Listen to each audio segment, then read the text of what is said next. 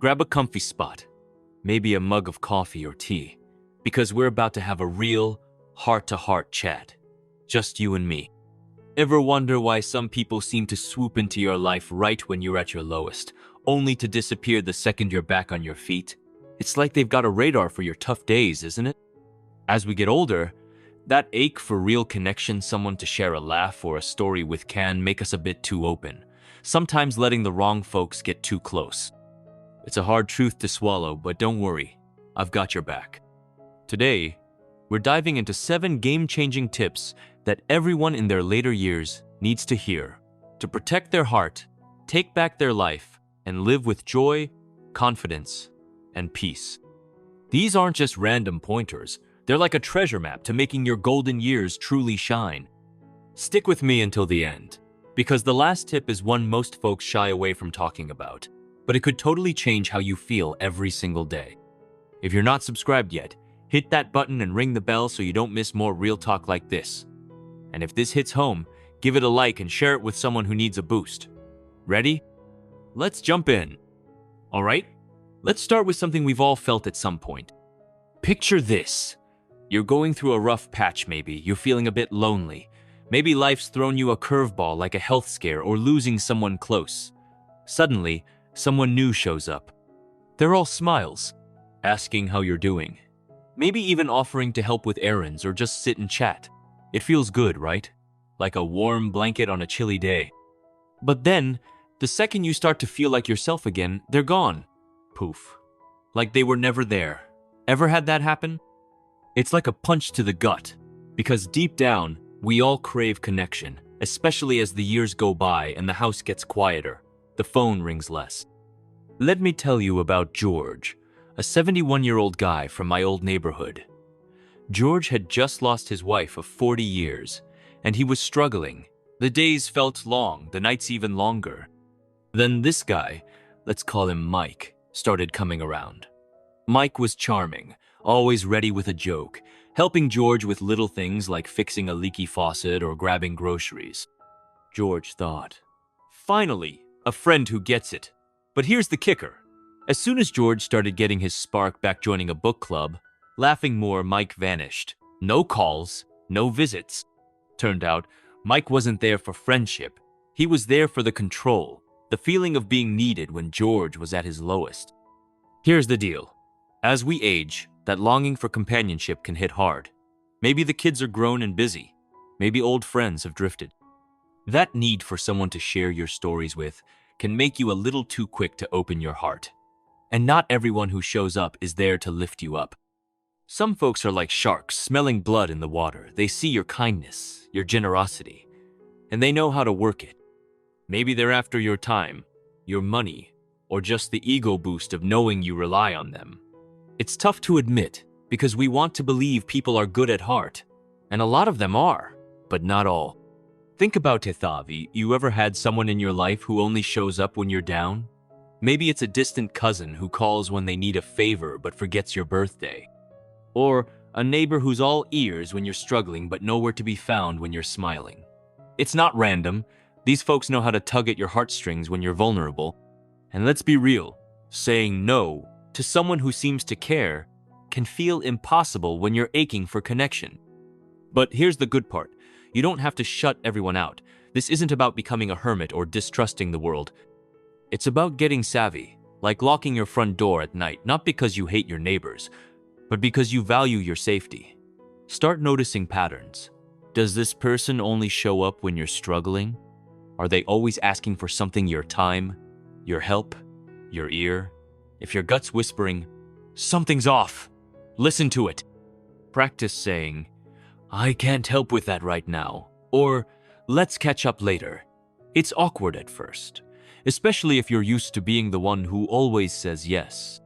But every time you set a boundary, you're guarding something precious, your peace, your energy, your dignity. You've spent years giving to others, your family, your friends, your community. Now, in your later years, you deserve to be surrounded by people who show up for the good days and the bad, who value you for you, not what you can give them. It's like tending a garden. You've got to pull out the weeds so the flowers can bloom. By being a bit more discerning, You'll spot the users before they get too close. And trust me, there's nothing more freeing than knowing you're spending your time with people who truly care. Your golden years are too precious for anything less. So, tell me, have you ever had to draw a line with someone like this? Drop a 1 in the comments if this one's hitting home for you. Okay, let's get into something that's probably going to feel like a mirror held up to your life. You know how it goes. For years, you've been the one holding everything together. You're the one who cooked Thanksgiving dinner for 20 people, who stayed up late helping your kids with homework, who maybe even dipped into your savings to help a grandkid through college. You've been the rock, the one everyone turns to. But now, you're in your 60s, maybe 70s, and that pressure to keep everyone smiling hasn't let up. If anything, it's heavier. Ever feel like your worth is tied to what you do for others? Like if you're not saying yes to every request, you're letting someone down. What kind of parent, grandparent, friend am I? That's a trap, my friend, and it's time to break out of it. Let me tell you about Diane, a 69-year-old lady I heard about through a friend. Diane was the queen of self-sacrifice. She spent her weekends babysitting her grandkids, her evenings cooking for family gatherings, even gave up her dream of taking a pottery class because her daughter needed help with rent. Diane thought that's what love looked like, always putting others first. But deep down, she was exhausted, resentful, and waiting for the day her family would say, "Mom, Grandma, take a break, live for you." Spoiler alert, that day never came. Instead, the requests kept piling up, and Diane felt like she was running on fumes. Sound familiar?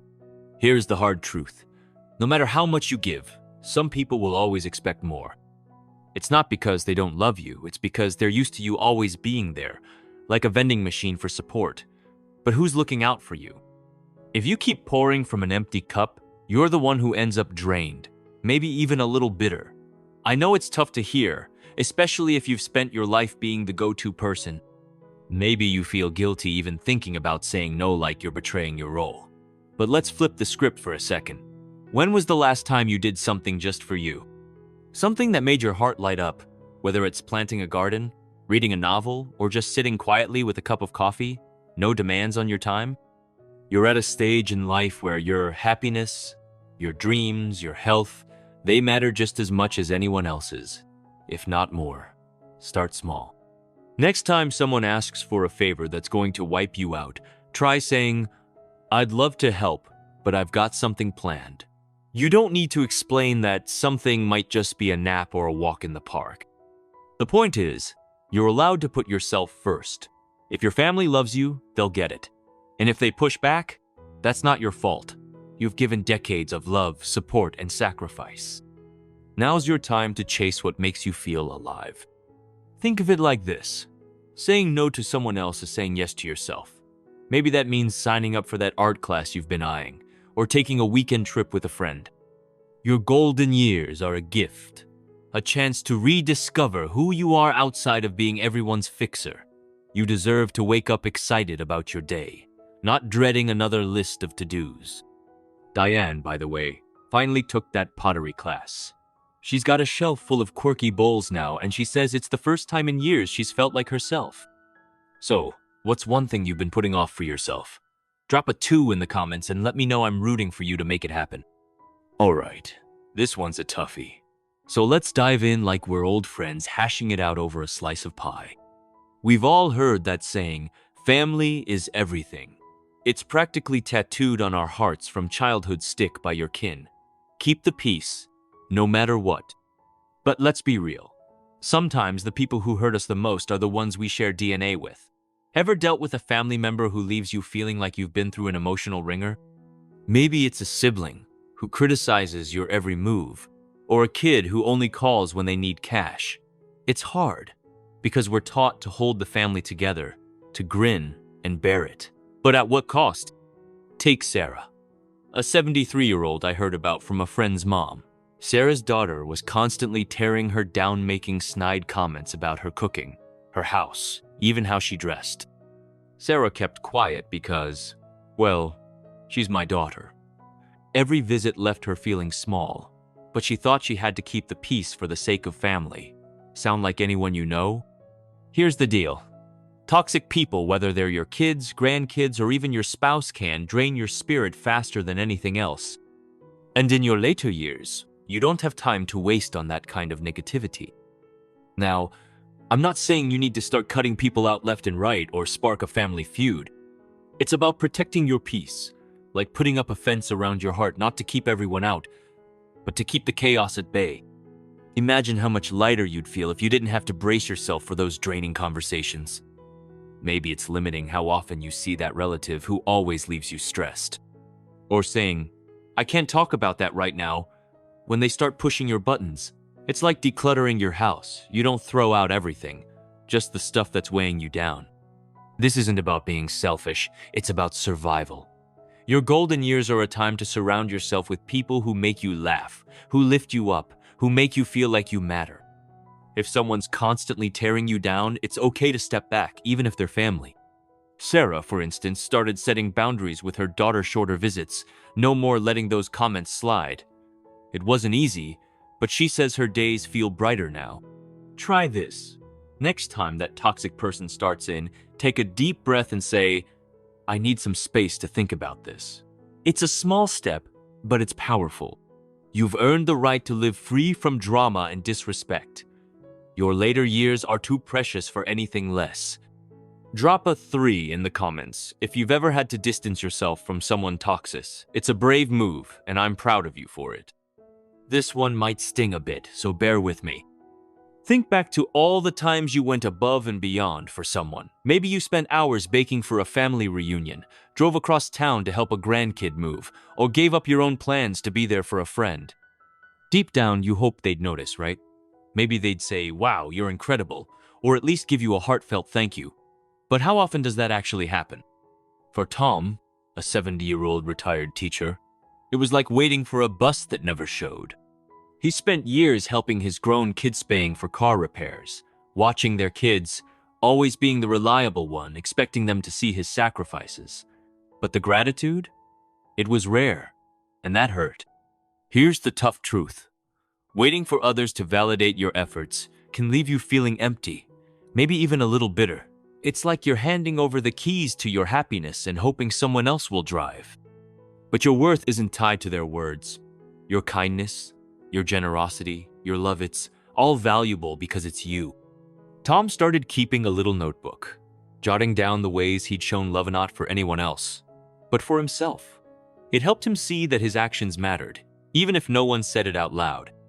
Letting go of that need for recognition is like taking a weight off your shoulders. It's freeing. Try this. Next time you do something kind, take a moment to pat yourself on the back. Say to yourself, "I did that because I'm a good person, and that's enough." Your sacrifices, your love, they're not less meaningful because someone didn't notice. You're not living for their applause. You're living for you. In your later years, time's too precious to spend waiting for a thank you that might never come. Drop a 4 in the comments if you're ready to let go of that expectation and start celebrating yourself. Ever catch yourself saying, "I'm too old for that"? Maybe it's something big, like learning to play the piano, or something small, like figuring out how to use that new phone app everyone's talking about. It's so easy to think your best days are behind you, that change is for the young folks. But let me tell you about Betty, a 74-year-old I met at a community center. Her friends laughed when she said she wanted to try ballroom dancing. "At your age?" they said. But Betty didn't listen. She signed up, tripped over her own feet a few times, and now she's twirling across the dance floor and says it's the most fun she's had in years. Here's the deal. Age isn't a roadblock. It's a superpower. You've got wisdom, perspective, and a clearer sense of what matters than you did at 30. Change is scary, no doubt. It's comfy to stick with what you know. But every time you say, "I'm too old," you're closing a door on something that could light up your life. Think about it. What's one thing you've always wanted to try but put off? Maybe it's painting, hiking, or even just joining a local club. There's no expiration date on growth. Your golden years are like a fresh notebook you get to decide what goes in it. Maybe you start small, like trying a new recipe or taking a class online. Or maybe you go big and book that trip you've been dreaming of. The only thing holding you back is that little voice saying, "It's too late." Tell it to hush. You've got stories, experience, and a whole lot of life left to live. Betty, by the way, says dancing makes her feel 20 again. So, what's one thing you've been telling yourself you're too old for? Drop a 5 in the comments and share it. I'm cheering you on to give it a shot. We all love a good trip down memory lane, don't we? Those summer picnics with the kids, late night chats with old friends, or the way life felt a little simpler back then. But here's the catch. If you spend too much time looking back, you miss what's right in front of you. Take Helen, a 68-year-old I heard about. She was always talking about the good old days, her old job, her old house, how things used to be. But while she was stuck in the past, she was missing out on the new friends she could have made at her local library or the hobbies she could have picked up. Nostalgia's like a favorite old song, great in small doses, but if you play it on repeat, you miss the new hits. The present isn't perfect, but it's real. It's where life happens. What's one thing you could do today to feel alive? Maybe it's planting some herbs, calling a friend, or just sitting outside with a good book. The past shaped you, but the present is yours to shape. Don't let those old memories keep you from making new ones. Here's a challenge. Next time you catch yourself saying, "Things were better before," pause and look around. What's good right now? Maybe it's the way the sun feels on your face or a kind word from a neighbor. The present's got beauty too, you just have to notice it. Your golden years are a chance to create new stories, not just relive the old ones. Drop a 6 in the comments if you're ready to embrace today and let go of living in the past. Alright, let's talk about something we don't usually bring up over coffee. Masturbation. I know, it's awkward, but hear me out, it's important. It's totally normal, and can be a healthy way to relieve stress or just feel good. But when it becomes a daily go-to, it might be a sign you're trying to fill a bigger void, maybe loneliness, boredom, or frustration.